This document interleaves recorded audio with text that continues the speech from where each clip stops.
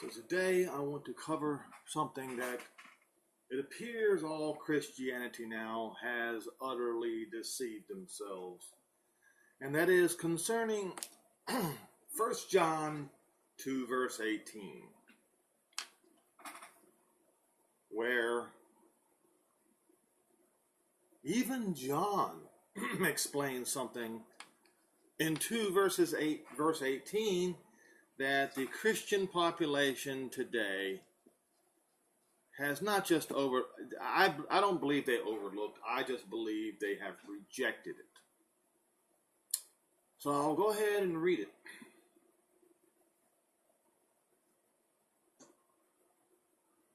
Little children, first of all, in order to understand what John is saying, you have to understand who John was an apostle to. John was one of the apostles to the Hebrews, to the Jews. He was not sent to the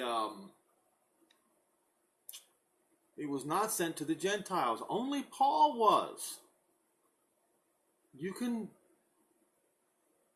do your Bible study. So John, he was speaking to the Hebrews. So you have to read it in that context. Little children, it is the last hour. Last hour for what?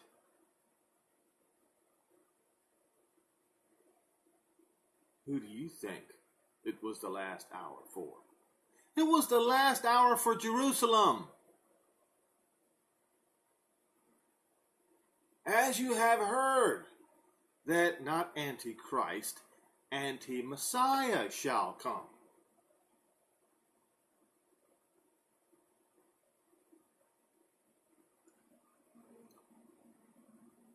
Even now there are many who are anti-Messiah. And of course, in some of my past videos, I have chided Christians for using the term the Antichrist, because the term the Antichrist is not in the Bible. Okay? Little children, it is the last hour. As you have heard that anti-Messiah shall come. Even now there are many anti-Messiah. This is how you know it's the last hour. He was talking about his days. This is talking about the destruction of Jerusalem by anti-Messiah in his day. Not in our day. And yet you got all Christianity being deceived as if this event did not already occur, claiming it is some event in way off into the future, or perhaps even today, when John clearly talked about he said they were in the last hour.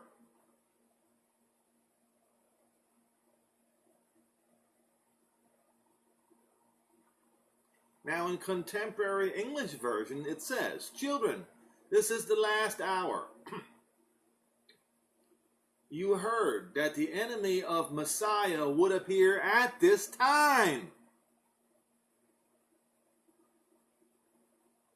And many of Messiah's enemies have already appeared. This is how we know the last hour is here.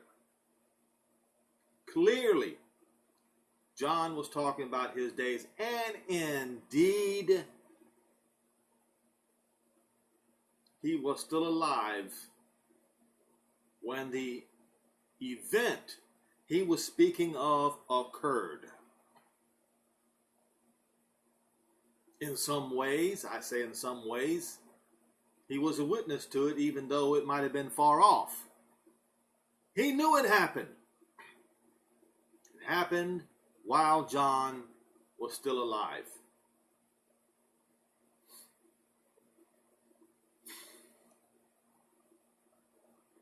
Okay.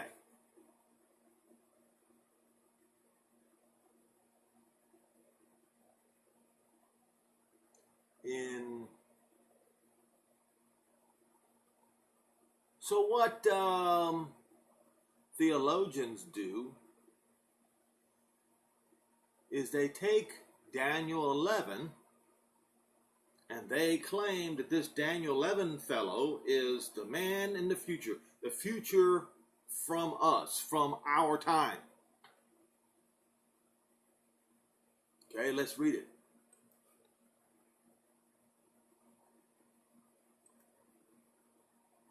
It is under the part where it says, the king who exalts himself. The king will do as he pleases. He will exalt and magnify himself above every god, and will say unheard of things against the Elohim of gods. And he will be successful until the time of wrath is completed. For what has been determined must take place. He will show no regard for the gods of his ancestors or for the one desired by women. He will not regard any god, but will exalt himself above them all. Instead of them, he will honor a god of fortresses, a god unknown to his ancestors. He will honor with gold and silver, with precious stones, with costly gifts. He will attack the mightiest of fortresses with the help of a foreign god, and he will greatly honor those who acknowledge him. He will make them rulers over many people and will distribute the land at a price. And at the time of the end, this is where they misinterpret. I will explain in just a minute. The king of the south will engage him in battle, and the king of the north will storm out against him with chariots and cavalry and with great fleet of ships. He will invade many countries and sweep them through them like a flood. He will also invade a beautiful land. Many countries will fall, but Edom and Moab and the leaders of Ammon will be delivered from his hand. He will extend his power over many countries. Egypt will not escape. He will gain control of the treasures of gold and silver and all the riches of Egypt, of the Libyans and the Cushites in submission. But reports of the east and the north will alarm him, and he will set out in a great rage to destroy and annihilate many. He will pitch his royal tents between the seas at the beautiful holy mountain, yet he will come to his end and no one will help him. Now, folks, those of you who study history, you know that this is talking about Antiochus IV, the madman, whom this describes him exactly. Go read his life and how he died, and you will see that this describes Antiochus IV. In fact, you can go and look in the commentary. There's all kinds of different commentaries, okay? But one in particular I will read a little bit from.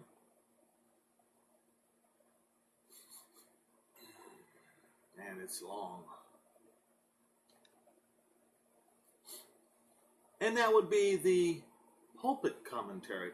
And I find it interesting that the preachers don't use the pulpit commentary because it doesn't suit their agenda of some futuristic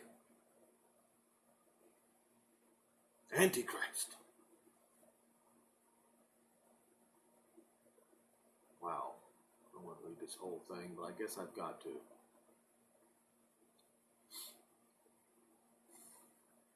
All right, verse 45. And he shall plant the tabernacle of his palace between the seas and the glorious holy mountain, yet he shall come to his end, and none shall help him. The rendering of the LXX is, then shall he set up a tent between the seas and the mountains of the choice of the sanctuary, and the hour of his end shall come. He shall have no helper. Theodosian's rendering is, he shall pitch his tent, Ephadane, between the seas and the holy mountain of Sabakin. he shall come to his lot, and there were none to deliver him. And it is to be observed that the word apadno, royal tent, a late word in Hebrew, was not present in the text before the translator of the Septuagint. Further, Theodotion did not know the meaning of the word, although his recension was prepared under Jewish supervision. The Peshitta renders, and he shall place his tout on the plain space between the sea and the mountain, and it shall assail its sanctuary, and he shall come to his end. Oh, yes, that sounds a whole lot more like Antiochus, does it not? All right, I will continue. There shall not be to him a helper, the Vulgate renders, and he shall place his tabernacle, apadno, between the two seas upon the glorious and holy mountain, and he shall come even to its highest point, and no one shall help him. He shall plant his tabernacle of his palace. The word here used, apadno, does not occur elsewhere and seems to denote the royal tent. Well, a lot of kings had done that. That doesn't mean they would put his palace there, just a tent when he comes to visit the land, his royal tent. All right? Indeed, Antiochus did just that. The fact that it does not appear and in the Septuagint or Peshitta renders it right to be in the text somewhat doubtful. Theodotion and Jerome transliterated it as if it had not got a place in Hebrew even in their day. It does occur in the Targum and the Peshitta. At the same time, a purely technical word like this might really be of ancient usage, yet the occasion for its use might not have previously occurred. The literature of ancient Hebrew is exceedingly limited. Between the seas and the glorious holy mountain. Havernick maintains that the glorious and holy mountain here is the mountain on which the temple Nanea was placed, and that the seas in question were the Caspian and Persian Gulf. It is difficult to imagine a Jew calling the mountain on which a heathen temple was placed glorious, holy, even were we sure that the temple in question was on a mountain for which we have no evidence. The Jews probably knew the sea into which the Euphrates discharged its waters, but it is not prominent in their writings, and the Caspian may be looked upon as unknown. The distance between these two seas is so great that no one would locate such a small thing in the city by saying that it was between them. The natural interpretation is that the seas in question are the Mediterranean and the Great Sea. The Mediterranean, which is the Great Sea, and the Dead Sea, which is the Salt Sea. But the Hebrew leads rather to the idea that the plural is one of excellence. Between is not infrequently construed with two, the word to, as here, hence the translation would be between the seas, the Great Sea, Mediterranean, and the Holy Mountain. There can be no doubt that the glorious and holy mountain is Mount Zion. Yet he shall come to his end, and none shall help him. And here is your pulpit translation, folks.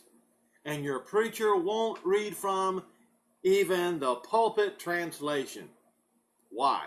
Because it does not suit their agenda. I will begin to read it. The death of Antiochus. Yes, folks. Yet he shall come to his end, and none shall help him. The death of Antiochus, baffled in his attempt to rifle the temple of Nanea, humiliated not only by his own disaster, but by the news received from Jerusalem, is full of disappointment and misery, even when we get rid of the rhetoric with which the events are clothed in Polybius and 1 and 2 Maccabees.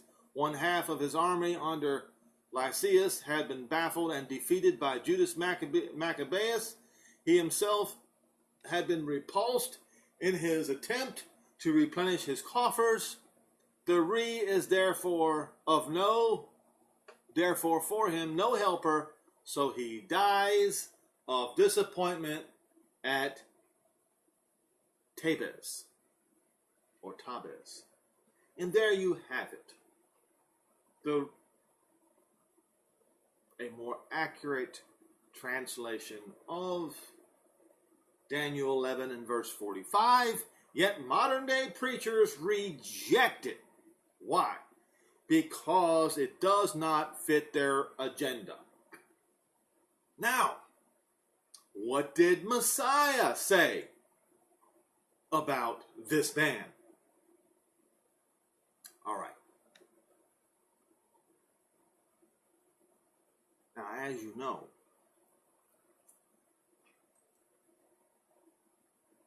I got to go find it because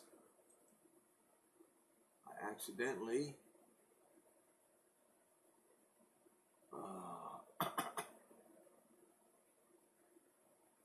oh boy.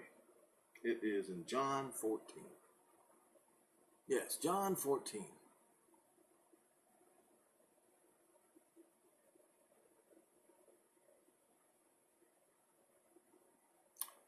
This is just before his death. Yehoshua Messiah, not Jesus Christos, not Jesus Christ. Yehoshua, Israel's Messiah. Here is what he says just before his death. Verse 27 of John 14. Peace I leave with you. My peace I give to you. Not the kind of peace that the world gives. Let not your heart be troubled, neither let it be afraid. You have heard how I said unto you, I will go away, and I will come back again to you.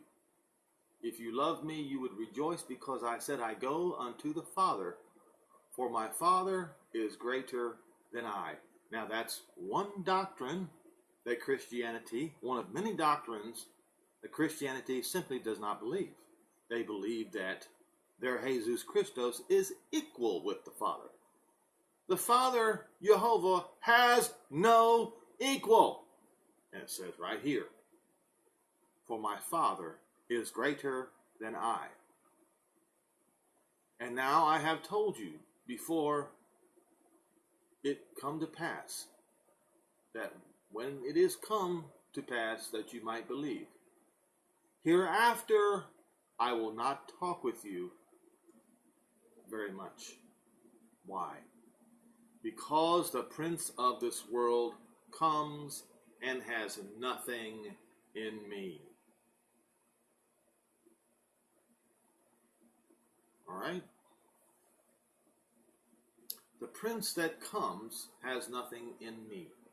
So when Yehoshua Messiah goes to the Father, the prince of this world takes over in Rome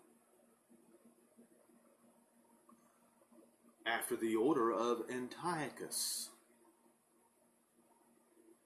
Yes. Now,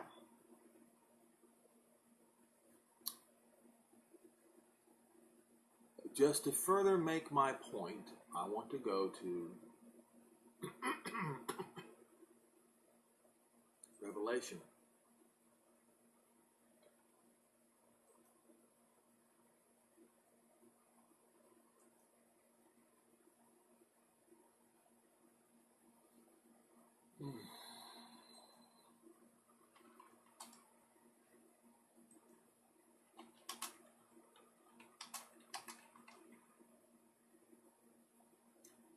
We'll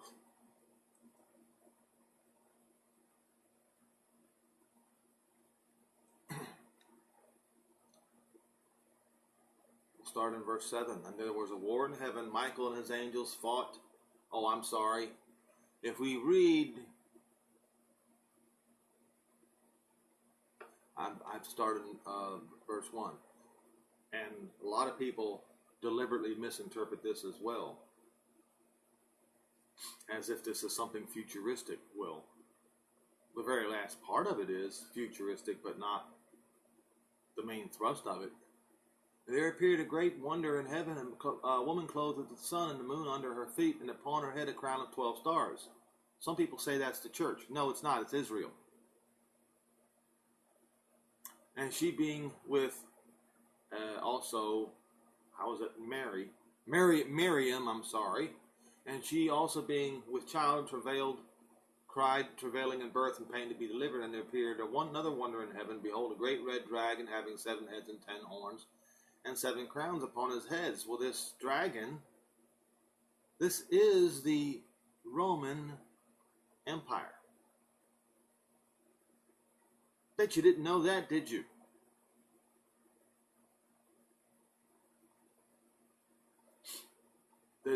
I've gone over with you what the 10 horns and 7 crowns are. I will talk about one of them in particular in just a minute. And his tail drew the third of the part of the stars of heaven, and then did cast him to the earth. And the dragon stood before the woman, which was ready to be delivered, and for to devour her child as soon as it was born. And you see these 7 heads and 10 horns. They worship the dragon, therefore they are on the dragon. And she brought forth a man-child, which was to rule all nations with a rod of iron, and her child was caught up unto Jehovah, to his throne. Okay. And the woman fled into the wilderness, where she had a place prepared of Jehovah, that she should feed her there 1,000. So this is a summary from beginning to end. Most of this has already taken place.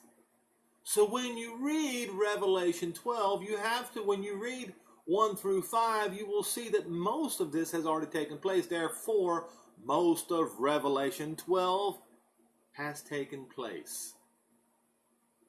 Only the part where it's in verse 6, the last part, is partly taken place, but not completely. Okay. So,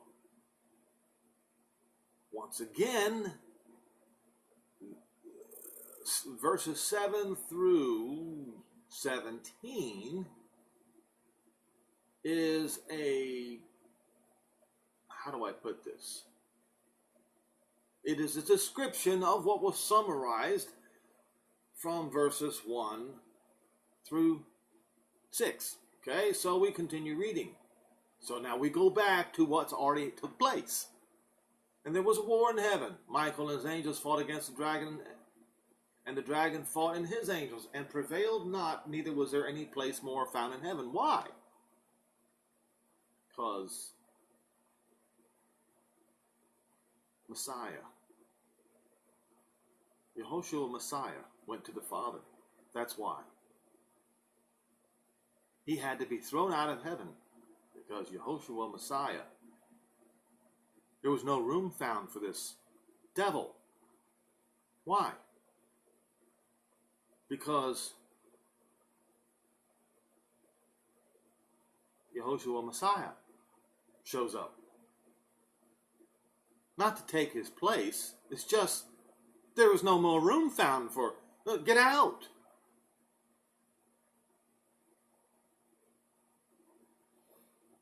But the dragon prevailed not, neither was there any place found for him in heaven. And the great dragon was cast out, that old serpent called the devil and Satan, which deceives the whole world, and he was cast down into the earth, and his angels were cast out with him. And I heard a loud voice saying in heaven, Now is come salvation and strength, and the kingdom of our Elohim, and the power of his Messiah. Oh yes, because the Messiah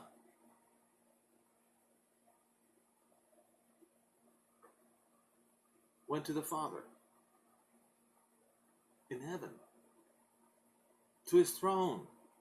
So the dragon had to be thrown out. Because the accuser of the brethren is cast down, which have been accusing them since Moses. before him, before our Father day and night. And how is Israel going to overcome the dragon by the blood of the Lamb? It will happen in the future. And by the word of their testimony, and their not love not their lives unto death. Therefore rejoice, you heavens, and you that dwell in them.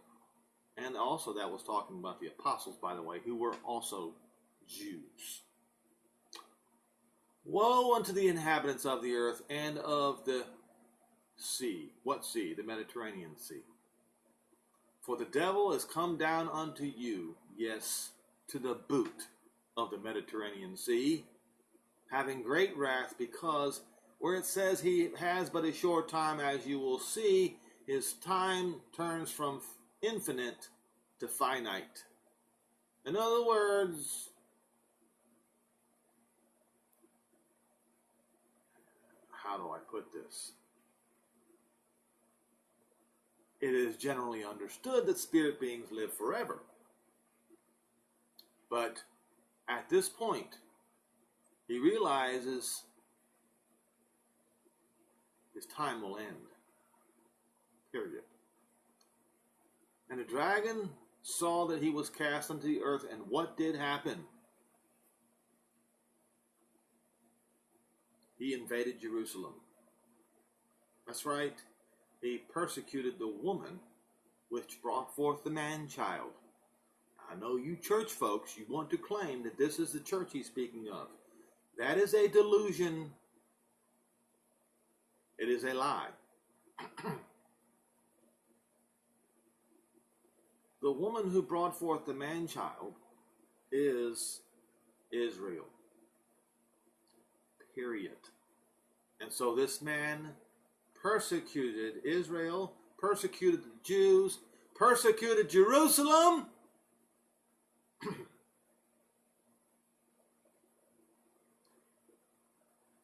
Verse 14, and at the end of all this persecution has taken place for nearly over 2,000 years. This persecution, verse 13, is over the course of over 2,000 years. And to the woman was given 2 wings of a great eagle, that she might fly to the wilderness, back into her place, where she is nourished for a time, times and a half time, from the face of the serpent. The beginning of this has already occurred. You see, there will be 3.5 years of no rain upon the earth. And all Israel must be gathered in.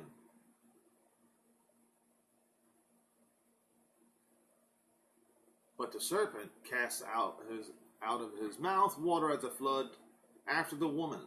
This is the Gentiles sending in their armies to try to overthrow them once they are brought back again.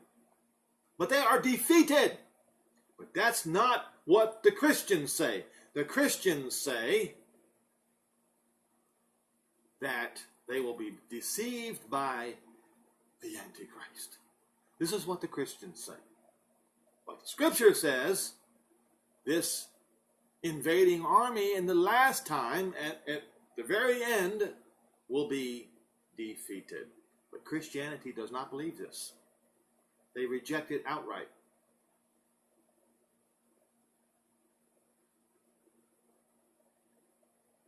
Verse 16, and the earth helped the woman, and the earth opened her mouth and swallowed up the flood which the dragon cast out of his mouth. This is the Ezekiel 38 and 39 war. Christians don't believe this. They reject it entirely.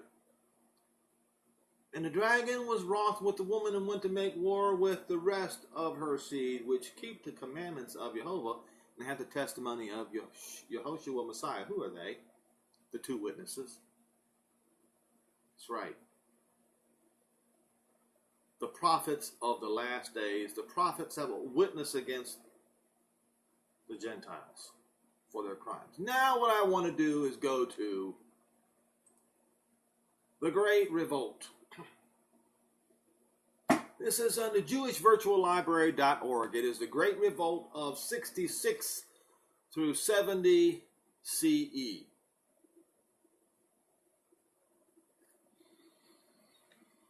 Okay, the Jews' Great Revolt against Rome in 66 CE led to one of the greatest catastrophes in Jewish life, and in retrospect might have well been a terrible mistake. No one could argue that with the Jews for wanting to throw off Roman rule.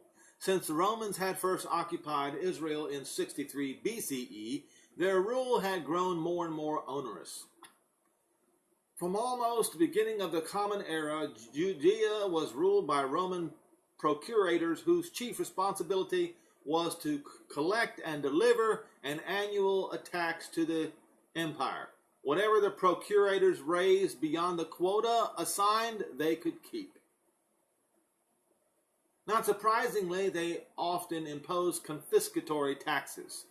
Equally infuriating to the Judeans, Rome took over the appointment of the high priest, a turn of events that the ancient Jews appreciated as much as modern Catholics would have appreciated Mussolini appointing the popes, which actually he did. But that's not the subject matter at hand here. As a result, the high priests who represented the Jews before Jehovah on their most sacred occasions increasingly came from the ranks of Jews who collaborated with Rome. At the beginning of the Common Era, a new group arose among the Jews, the Zealots, in Hebrew, Canaim. And one of them became an apostle of Yehoshua Messiah, you see. But that's another subject. These anti-Roman rebels were active for more than 6 decades and later instigated the Great Revolt. Their most basic belief was that all means were justified to attain political and religious liberty. The Jews' anti-Roman feelings were seriously exacerbated during the reign of the half-crazed Emperor Caligula. I want you folks to listen carefully, for in Caligula you will see the spirit of Antiochus the madman, the devil. So when did the devil come down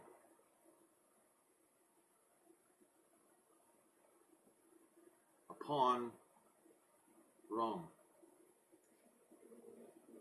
Well, one could argue, successfully I might add,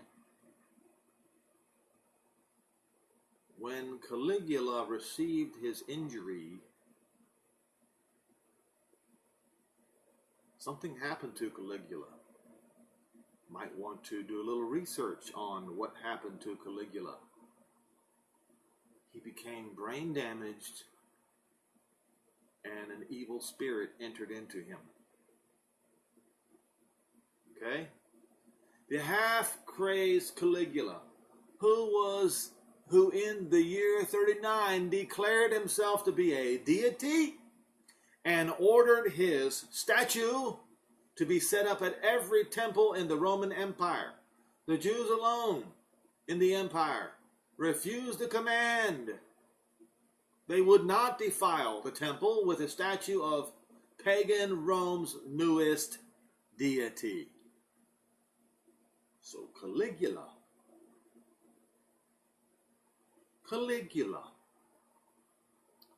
it appears the devil, the dragon, entered into Caligula.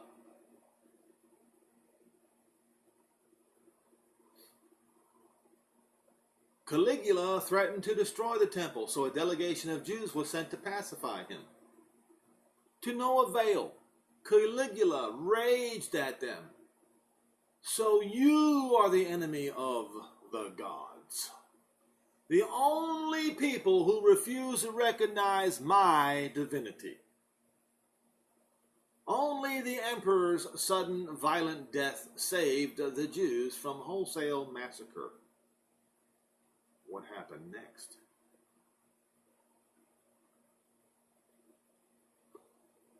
Caligula's action radicalized even the more moderate Jews. What assurance did they have, after all, that another Roman ruler would not arise and try to defile the temple or destroy Judaism altogether? In addition, Caligula's sudden demise might also have been interpreted as confirming the zealots' belief that Jehovah would fight alongside the Jews if only they would have the courage to confront Rome.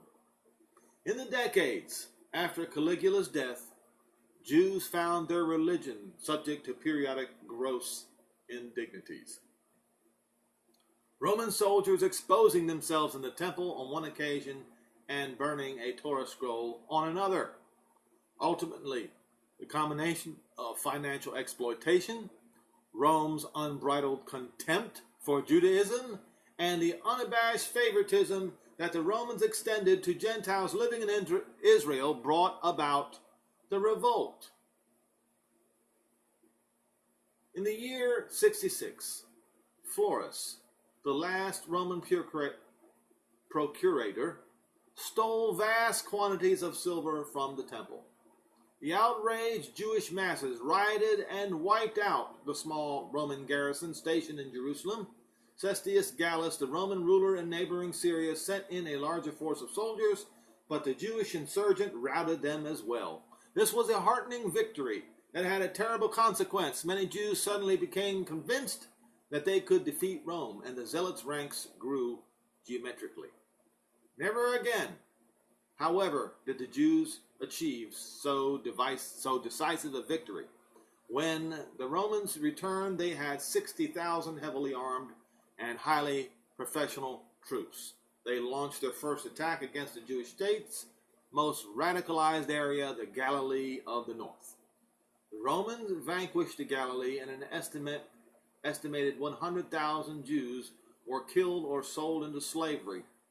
Throughout the Roman conquest of this territory, the Jewish leadership in Jerusalem did almost nothing to help their beleaguered brothers. They apparently had concluded too late, unfortunately, that the revolt could not be won and wanted to hold down Jewish deaths as much as possible.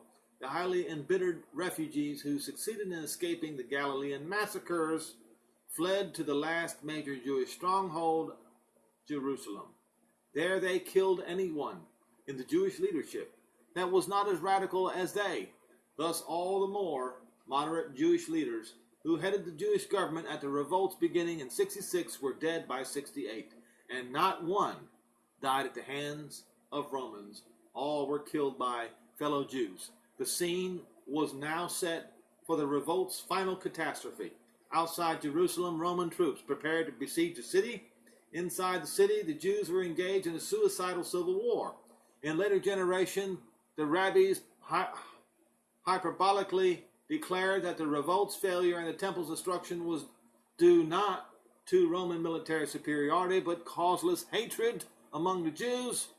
While the Romans had won the war, in any case, the Jewish civil war both hastened their victory and immensely increased the casualties.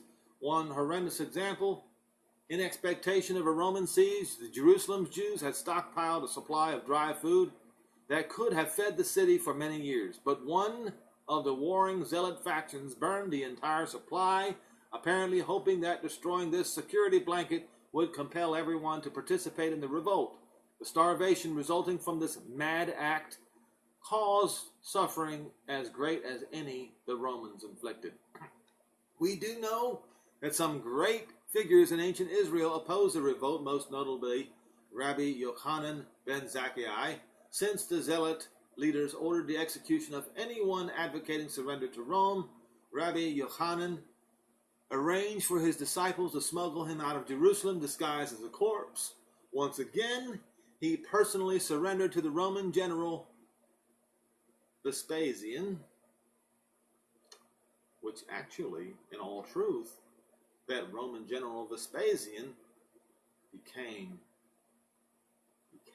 Caesar, who granted him concessions that allowed Jewish communal life to continue. During the summer of 70, the Romans breached the walls of Jerusalem and initiated an orgy of violence and destruction. Shortly thereafter, they destroyed the temple. This was the final and most devastating Roman blow against Judea. It is estimated that as many as 1 million Jews died in the Great Revolt against Rome. When the people today speak of the almost 2,000-year span of Jewish homelessness and exile, they are dating it from the failure of the revolt and the destruction of the temple. Indeed, the Great Revolt of 66 through 70, following some 60 years later by the Bar Kokhba Revolt, were the greatest calamities in Jewish history prior to the Holocaust. In addition to more than 1 million Jews killed, these failed rebellions led to the total loss of Jewish political authority in Israel until 1948. And of course, 1948 begins the gathering in of Israel. I say begins because it is not near done yet. This loss in itself exacerbated the magnitude of later Jewish catastrophes, since it precluded Israel from being used, the land of Israel, from being used as a refuge for large numbers of Jews fleeing persecutions everywhere. You see, folks, Caligula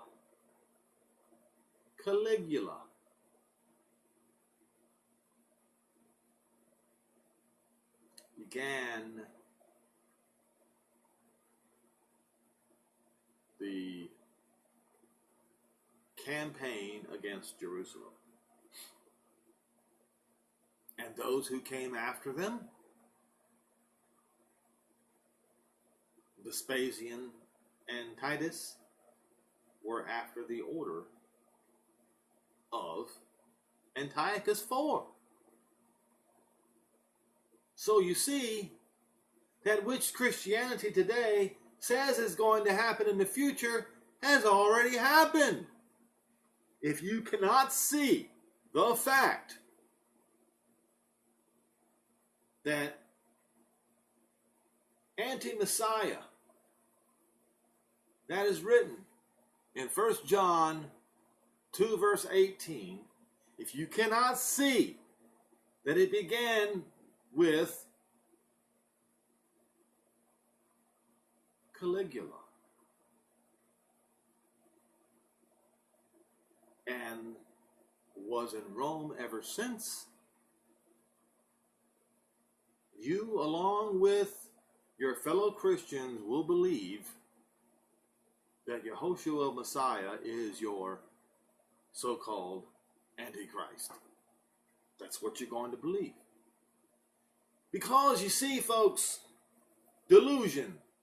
What is delusion? I have quoted this so many times. Definition of delusion.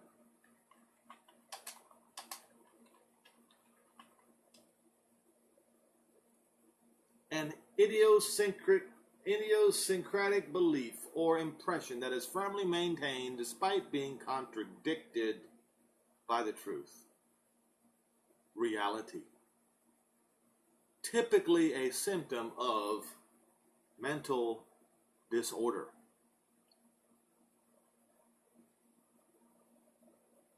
It's so easy to understand if you just read history. It would be wise to do a study on Antiochus IV and then do a study on Caligula. And notice how they were much the same. Antiochus pointed to Caligula, and Caligula pointed to Titus. They were of the same spirit. The devil. The devil came down upon upon Rome and overtook Caligula.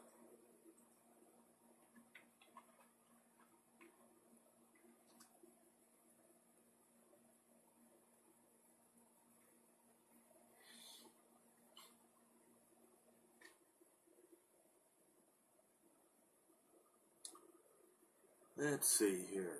Caligula history. History.com.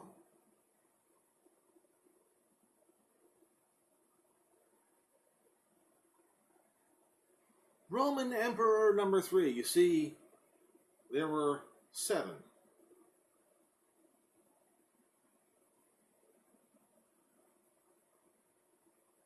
And I discussed before the 7 kings and then the 8th, which was after the 7 or of the 7.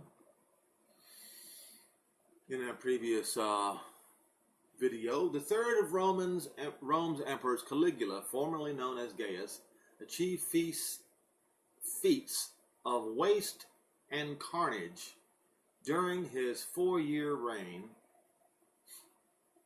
37 to 41, unmatched even by his infamous nephew Nero. The son of a great military leader, he escaped family intrigues to take the throne, but his personal and fiscal excesses led him to be the first Roman emperor to be assassinated. Yes, just like what happened to Antiochus. Not sure exactly what happened to Antiochus, but they both came to an ignominious end. He was born in 12 AD, the third son of the renowned Roman general Germanicus, and his wife Agrippina the elder. During his childhood, his family lived at his father's posting in the Rhine. He was a German because his full name was Gaius Julius Caesar Germanicus.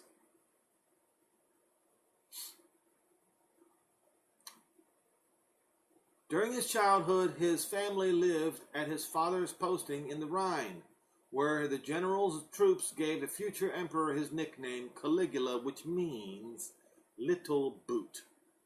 You know, like the boot in the Mediterranean Sea. In reference to a miniature uniform in which his parents dressed him.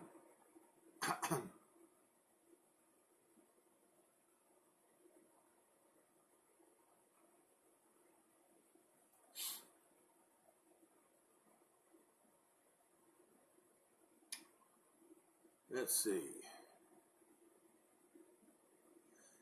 Caligula was not quite 25 years old when he took power in 37 AD. At first, his succession was welcome in Rome. He announced political reforms and recalled all exiles. But in October of 37, a serious illness. Oh, that's what it was. It was not an injury. It was an illness. Unhinged Caligula, leading him to spend the remainder of his reign exploring the worst aspects of his nature.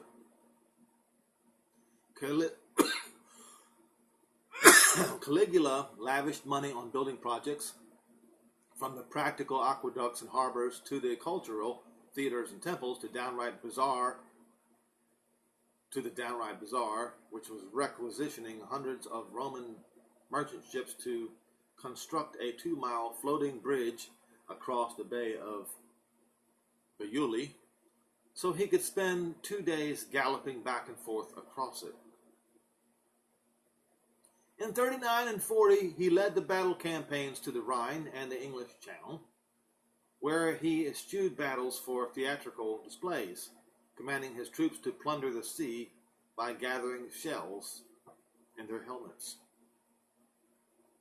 His relationship with other individuals were turbulent as well. His biographer, Suetonius, quotes his oft-repeated phrase, "Remember that I have the right to do anything to anybody." He tormented high-ranking senators by making them run for miles in front of his chariot. He had brazen affairs with the wives of his allies and was rumored to have incestuous relationships with his sisters.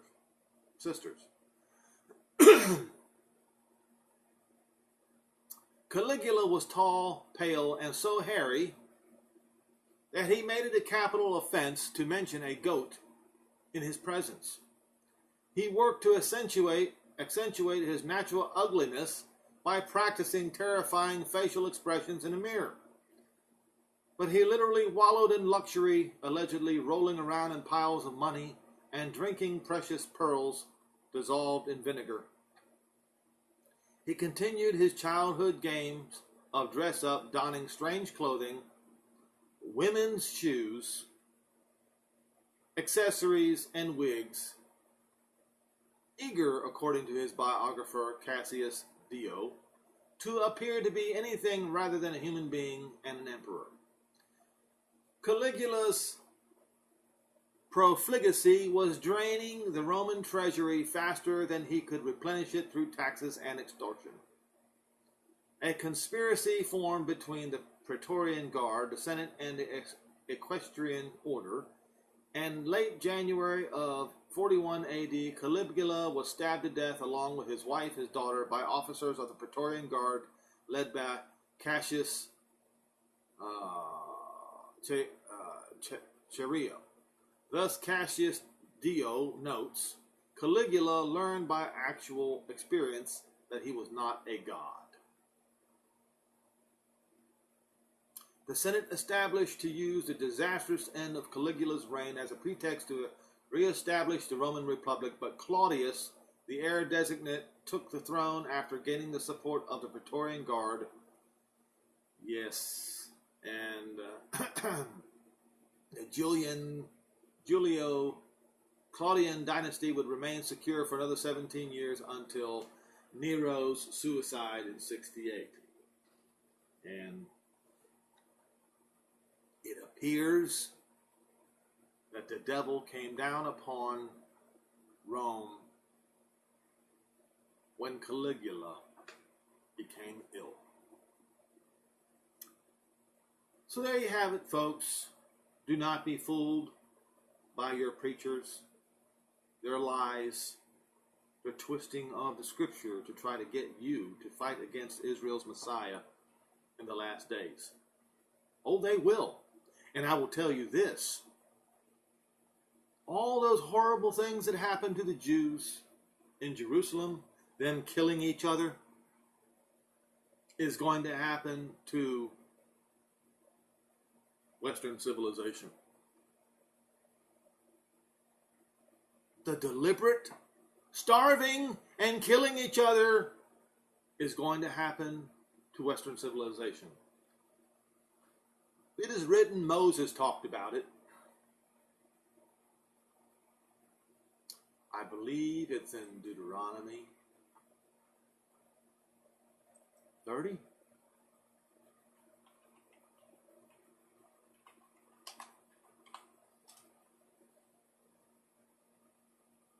Okay, it is. Now, Jehovah, or I should say Moses, told Israel what was going to befall them. He warned them that they would turn away from the truth. He warned them that they would turn away from Jehovah, and then all these horrible curses would fall upon them. And he described each and every curse bit by bit, piece by piece. Then after all those horrible things happened to Israel, and it did, this is what he said, verse 1. Deuteronomy 30 and verse 1. It shall come to pass when all these things are come upon you, the blessing and the curse, and they did, which I have set before you, and you shall call them into mind among all the nations where Jehovah your Elohim had driven you, and you shall return to Jehovah your Elohim, and shall obey his voice, according to all I have commanded you to this day. You and your children, you're going to do it with all your heart. It's a foregone conclusion. They will. Israel will, with all their heart, turn to Jehovah, and with all their soul. And when Jehovah, your Elohim, will return your captivity and have compassion upon you, and will return and gather all of you from all the nations where Jehovah, your Elohim, had scattered you. And if any of you even are driven to the outmost parts of heaven. From there will Jehovah your Elohim gather you. Not one are going to be left behind. From there will he fetch you. And Jehovah your Elohim will bring you into the land which your fathers possessed. He's not going to take them to heaven. No. If any of them are up in outer space, he's going to bring them back to earth and bring them into the Holy Land.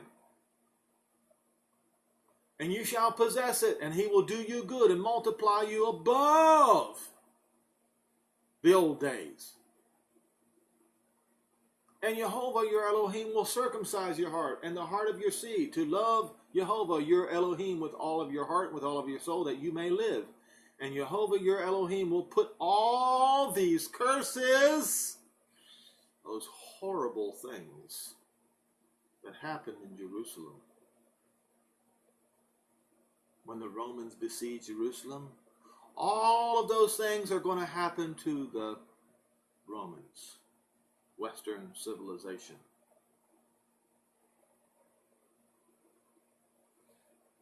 I will put, Jehovah your Elohim will put all these curses upon your enemies and on all of them that hate you, which persecuted you. And you shall return and obey my voice and do all these commandments which I command you this day. And there you have it, folks. There you have it. Everything that happened in Jerusalem, in the siege of Jerusalem, is going to happen in each and every city of those who persecute Israel. And as I warned about the other day, continuing to try to push a peace plan on Israel and the Palestinians is persecuting Israel, because each and they know, those people who keep coming up with peace plans, they know that the Palestinians will murder the Israelis as a result, but they keep doing it. That's persecution. So the cities of these lands who do these things, and who do much worse, and who did much worse, are going to experience what Jerusalem experienced. Starvation and killing each other. There are many people who know this is coming, but they do not know how to avoid it, because in their mind somehow it's the fault of the Jews. So they will become victims of it whether they like it or not.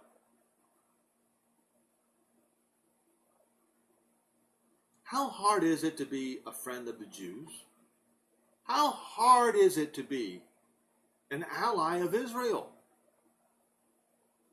How hard is it to see